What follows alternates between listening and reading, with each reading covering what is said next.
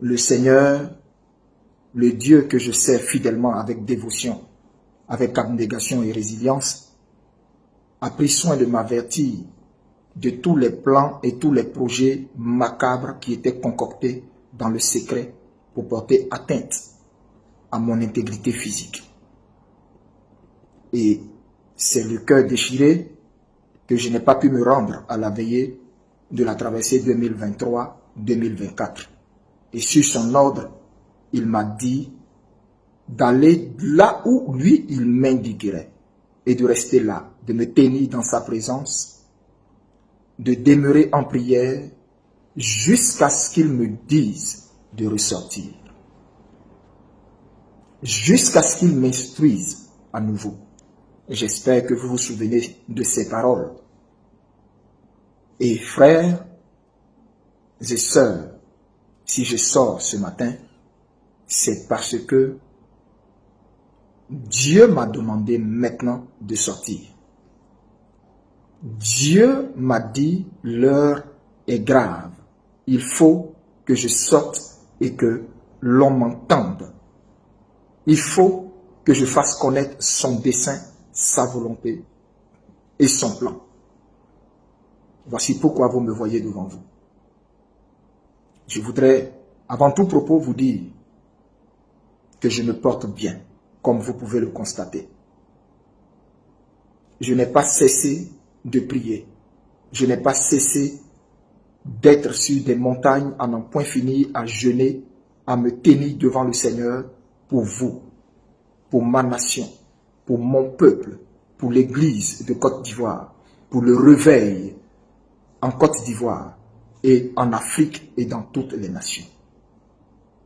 Frères et sœurs, où est-ce que je me trouve en ce moment? Je ne pourrais vous le dire.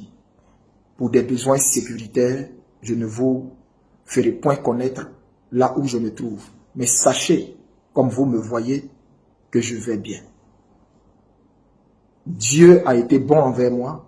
Dieu a reconnu que je n'ai été coupable de rien du tout, si ce n'est d'annoncer son plan, sa parole et ses décrets. Et ce faisant, il a usé de fidélité et de bonté envers moi, en épargnant ma vie, en me gardant jusqu'au jour d'aujourd'hui. Je voudrais vous dire, ça n'a pas été facile. Ça n'a pas été facile. Ma vie a été éprouvée comme vous n'avez pas idée. Ça n'a pas été facile. Parce que nul n'est préparé à ce genre de situation dans laquelle je me trouve. Et je n'avais pas du tout imaginé que cela prendrait le temps que ça a pris. Ça a été difficile de me tenir loin de la chair, loin de mon église, loin de ce que je sais faire et de ce que j'aime faire le plus, à savoir prêcher Jésus-Christ. Ça a été un combat. Ça a été un combat. Ça a été des larmes. Ça a été des cris. Ça a été des pleurs. Ça a été des temps devant le Seigneur à demander à Dieu, Seigneur, pourquoi moi? Pourquoi moi? Pourquoi moi? Et la réponse que le Seigneur me donnait était, pourquoi pas toi? Pourquoi pas toi? Je vais vous dire ce matin, on ne se choisit pas soi-même, on ne s'appelle pas soi-même. Je n'ai pas fait une lettre de créance pour demander à Dieu de m'appeler à le servir. C'est le Seigneur lui-même, dans sa volonté souveraine, qui m'a appelé à le servir en tant que prophète. Il m'a imposé le sacerdoce de prophète.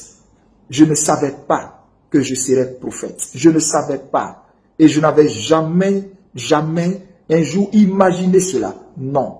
Vous savez, la Bible dit, l'homme a mis un projet dans son cœur, mais seule la volonté de l'Éternel s'accomplit. Et c'est la volonté de l'Éternel qui a été imposée à moi, qui s'est imposée à moi et qui a fait de moi prophète. Pour vous dire, je ne prophétise contre personne. Je ne parle contre personne. Je ne suis l'ennemi de personne. Je ne suis l'ennemi d'aucune autorité politique. Je ne suis l'ennemi d'aucune nation. Je ne suis l'ennemi de personne. Mais bien au contraire, je suis la voix, le porte-parole, le messager du Seigneur auprès de ma nation, auprès des nations, auprès des peuples, auprès de tous les enfants de Dieu. Épris de Jésus-Christ, épris de paix, épris d'amour, épris de vérité. Ce matin, je voudrais vous dire, mon épreuve, ma persécution, je la supporte, je la bois. Je la supporte, tant bien que mal. Parce qu'elle m'a été imposée par le Seigneur. Simplement à cause de ce que j'ai voulu être un prophète de vérité. M'inscrire dans la vérité. En disant la volonté parfaite du Seigneur. En ne m'inscrivant pas en faux. En ne corrompant pas le message du Seigneur. En ne tronquant pas la vérité de Dieu qui a été mise sur ma bouche, en ne la diluant pas, en la disant comme elle m'a été dite. Aujourd'hui, cela me vaut ce que ça me vaut. Mais j'en suis fier, j'en suis heureux. Parce que Pierre est passé par là, Jean est passé par là, Matthieu est passé par là, Ésaïe est passé par là, Jérémie est passé par là. Combien de fois Jérémie avait voulu ne pas dire la vérité du Seigneur, mais il ne pouvait pas s'en dissocier parce que cela était sa vocation. Et cela est ma vocation. Bien-aimé, aussi longtemps que l'Éternel mettra une parole dans ma bouche, je la dirai comme elle a été mise dans ma bouche. Je ne la dirai pas pour vous faire plaisir. Je ne la dirai pas pour plaire à un homme politique. Je ne la dirai pas pour plaire à un parti politique. Je ne la dirai pas pour plaire à une oligarchie quelconque. Je la dirai parce que le Seigneur m'impose la volonté de le dire. Alors, je la dirai. Bien-aimé, 1 an, aujourd'hui 8 mois, que je suis partout et nulle part à la fois. 1 an, 8 mois, que je bois cette épreuve, simplement parce que j'ai prophétisé tous ces événements que vous êtes en train de voir actuellement dans notre pays. Et parce que j'ai prophétisé que Dieu n'en avait pas fini avec quelqu'un. Dieu n'en avait pas fini avec un homme, Guillaume Kibafouri Soro. Parce que j'ai dit simplement le nom de cet homme dans une prophétie. Mais je ne l'ai pas dit parce que je connais cet homme. Je ne le connais ni d'Adam ni d'Ève. Je ne l'ai jamais vu. Nous n'avons jamais échangé. Jamais. Je n'ai jamais échangé avec aucun de ses collaborateurs. Mais simplement parce que j'ai dit le nom de cet homme. Aujourd'hui, ça me vaut ce que ça me vaut. Bien-aimé, mais que voulez-vous que je fasse si Dieu n'en a pas fini avec la vie d'un homme? Si Dieu n'en a pas fini avec l'histoire d'un homme? Que voulez-vous que je fasse si Dieu a pour la Côte d'Ivoire un avenir glorieux? Voulez-vous que je me taise? Voulez-vous que je me taise si l'avenir glorieux de la Côte d'Ivoire doit passer par un temps de tribulation et d'épreuve? Voulez-vous que je me taise? Non. Mon rôle est d'annoncer ce que Dieu me dit de dire. Je ne mange à la table de personne. Je ne mange à la table d'aucun homme politique. Alors je me dois de dire ce que Dieu me dit. Et un homme de Dieu, c'est celui qui se met du côté de la justice, du côté de la vérité, du côté du peuple, et non du côté des palais, non du côté des oppresseurs du peuple du Seigneur. Je voudrais vous dire ce matin que je ne suis affilié à aucun parti politique. Je suis apolitique. Apolitique. Je n'appartiens qu'à un seul parti. Je voudrais vous dire ce matin que je ne suis affilié à aucun parti politique. Je suis apolitique. Apolitique. Je n'appartiens qu'à un seul parti. Le parti du royaume des cieux. Le parti de Jésus-Christ. C'est à ce parti que j'appartiens. Alors, aussi longtemps que le message du Seigneur viendra à moi, aussi longtemps que Dieu me dira, Élie, Élie, lève-toi et parle, aussi longtemps que Dieu m'ordonnera de dire, peu importe, même si ma vie doit en pâtir, je dirai ce que Dieu m'ordonnera de dire.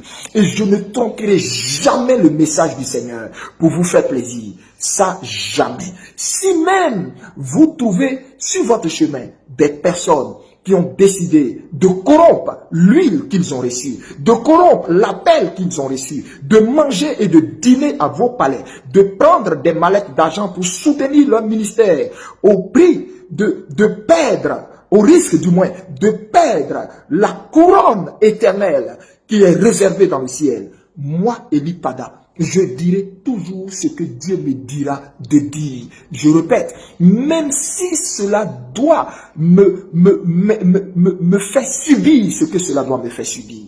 Pour Christ qui m'a sorti du monde et de là où il m'a ramassé, je suis prêt à tout. Et vous pouvez le voir sur l'expression de mon visage. Si vous aviez pensé que le fait de me taire pendant presque 2 ans était une peur, vous vous êtes trompé. Si vous aviez pensé que le fait que vous ne m'avez pas vu pendant 2 ans était l'expression d'une peur, d'un homme terré, d'un homme apeuré, vous vous êtes trompé.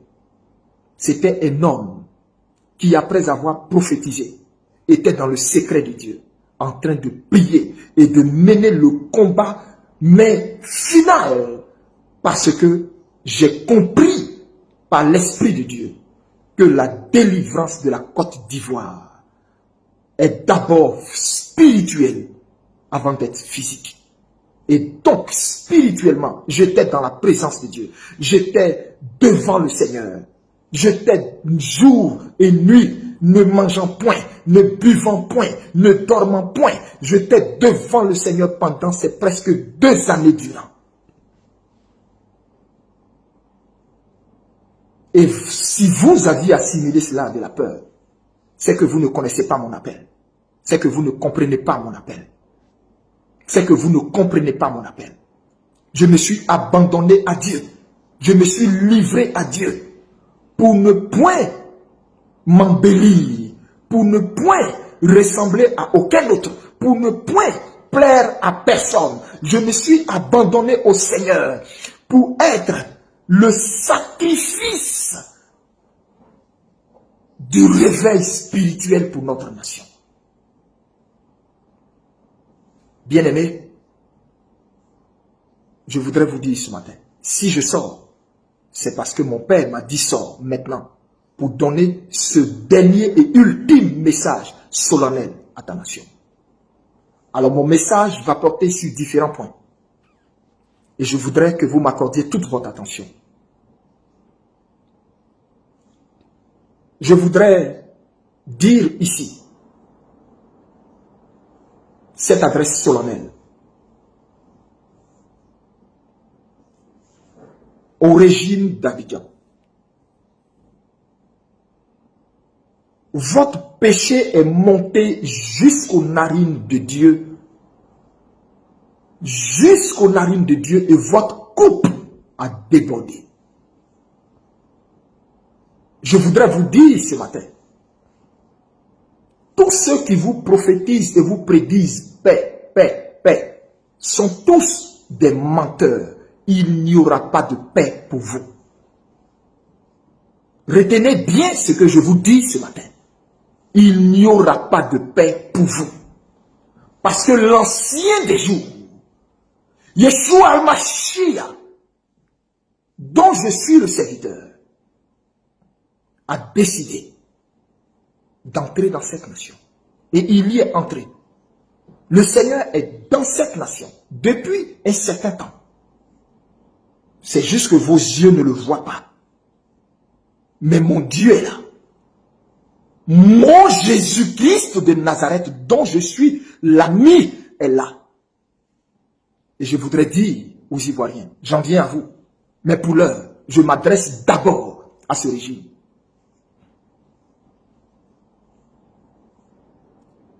C'était mon Dieu qui vous avait donné ce pouvoir. C'était mon Dieu qui vous avait mis là, pointant. Mon Dieu m'amène à sortir pour vous dire, le temps où il vous avait mis là est fini. Mon Dieu m'amène à sortir pour vous dire, le temps où il vous avait mis là est fini. Le temps où il vous avait mis là est fini. Je reprends. Mon Dieu dit, c'était lui qui vous avait mis là pour un temps. Il vous avait mis là pour un temps. Ce temps où il vous a mis là est fini. Est-ce que vous comprenez cela? Ce temps est fini. Vous ne pourrez plus rien faire pour prolonger ce temps. C'est fini. Tous ceux qui défilent dans votre palais et qui vous disent que quelque chose peut être encore possible, vous mentent. Ce temps est fini. Et vous le verrez et vous le saurez cette année même. Ce temps est fini. Le temps que Dieu vous avait donné pour châtier son peuple, parce que ce peuple s'était rebellé et détourné de lui, ce temps-là est fini. On ne frappe pas indéfiniment l'enfant de quelqu'un à un moment donné, même si vous êtes l'oncle et le père vous dit, comme il a déconné, vas-y, faut le punir. Même quand le père vous dit ça, ça ne veut pas dire que le père est content et d'accord avec votre façon de punir son enfant. Il arrivera un temps où le père va estimer que assez, c'en est assez. Trop, c'est trop. Et vous êtes entré dans la ligne rouge du Seigneur. Et c'est fini. Je répète, c'est fini. Je vous le dis dans les yeux, c'est fini.